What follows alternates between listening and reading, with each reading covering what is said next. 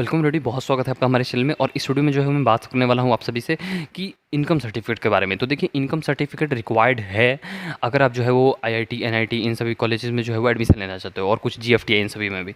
तो ऐसा इसलिए क्योंकि आईआईटी, एनआईटी में जो है वो फ़ी वेवर चलता है। तो फ़ी वेवर में मतलब कि आपकी जो है फ़ीस होती है वो कम हो जाती है आपके इनकम सर्टिफिकेट के बेसिस पे। तो अगर आपके पास फैमिली इनकम जो है वो 5 लाख से कम है, मीन्स अगर आपकी फैमिली इनकम 1 लाख से 5 लाख के बीच में है, तो 2/3 वेवर मिलता है। मीन्स जैसे मैं आपको थोड़ा प्राइस में, पैसे के बाद में टर्म में एक्सप्लेन करना चाहूँगा कि अगर आपकी फैमिली इनकम 5 लाख से ज़्यादा है, मीन्स साल में, एक साल में आपके परिवार की कुल आय 5 लाख से ज़्यादा होती है, तो फिर आपको 62,500 रुपये देने होंगे tuition fee, as a tuition fee. अगर आपके परिवार की आय 1 लाख से 5 लाख के बीच में है, तो फिर 2/3 वेवर मिलेगा। 2/3 वेवर का मतलब कि 62,500 का 2/3 जो है वो आपको रिमिट हो जाएगा, मीन्स उतना नहीं देना पड़ेगा। तो देना कितना पड़ेगा, तो लगभग मान के चलो 20,000। ओके, तो 20,000 रुपये आपको देने पड़ेंगे एज अ ट्यूशन फ़ी। और अगर आपकी फैमिली इनकम 1 लाख से कम है, तो फुल फ़ी वेवर होगा। मतलब ये 62,500 आपको एक भी रुपये नहीं लगने वाले हैं। जो भी चार्जेस लगेंगे या फिर एग्ज़ाम फ़ी, या फिर और भी जो भी चार्जेस हैं, लाइब्रेरी फ़ी, तो वो सभी लगेगी। तो बहुत ही जो है वो वेवर में काम करता है। अगर आपकी फैमिली इनकम जो है वो 5 लाख से ज़्यादा है, तो कोई भी वेवर नहीं मिलेगा। अगर 5 लाख से 1 लाख के बीच में है, तो फिर आपको 2/3 वेवर मिलेगा।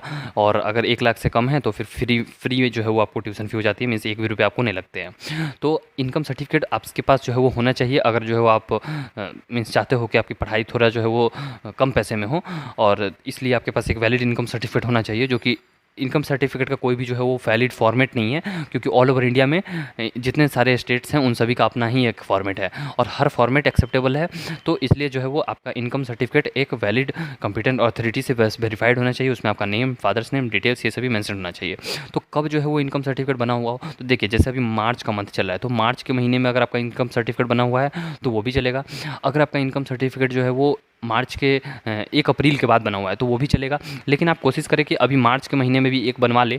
ऐसा इसलिए क्योंकि 31 मार्च को जो है वो फाइनेंशियल ईयर का लास्ट डेट होता है। तो अगर 31 मार्च से पहले बना रहेगा, तो आपके पास जो है वो 2021-2022 के नाम से जो है वो एक सर्टिफिकेट रहेगा।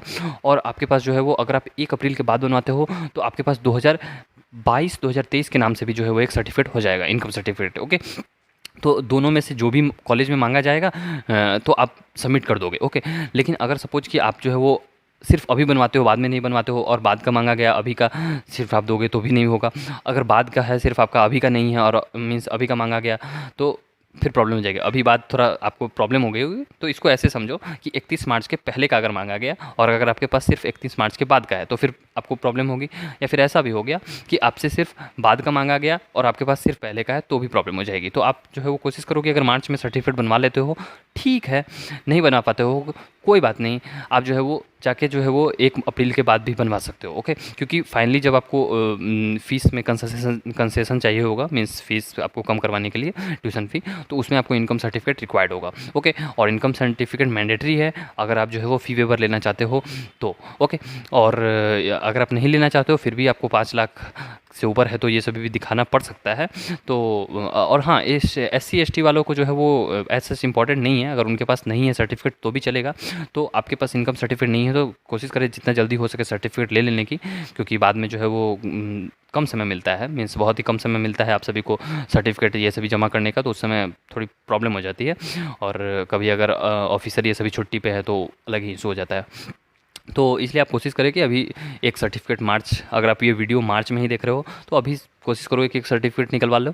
और अगर आप जो है ये वीडियो 1 अप्रैल के बाद देख रहे होगे, तो मार्च का तो बन नहीं सकता, तो आप अप्रैल के ही नाम से बनवा लेना। लेकिन अगर आप वीडियो मार्च में देख रहे हो, तो मार्च का वाला भी एक बनवा लो, और एक जो है वो अप्रैल के बाद में भी, अप्रैल में भी बनवा लेना। ओके, क्योंकि ये जो 31 मार्च होती है ना, तो ये बॉर्डर लाइन होती है, एक फाइनेंशियल ईयर पहले और एक फाइनेंशियल ईयर बाद। तो इसलिए 31 मार्च के पहले ही मैं आपको ऐसा राय दे रहा हूँ कि एक बार इसका भी रहे और एक बार इसका भी रहे।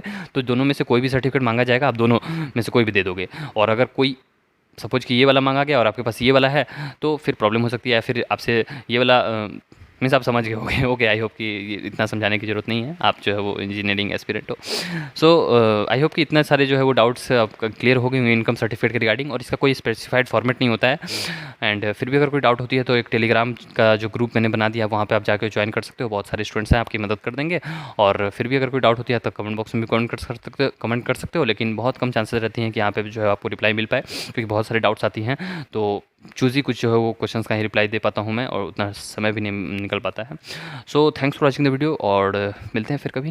धन्यवाद।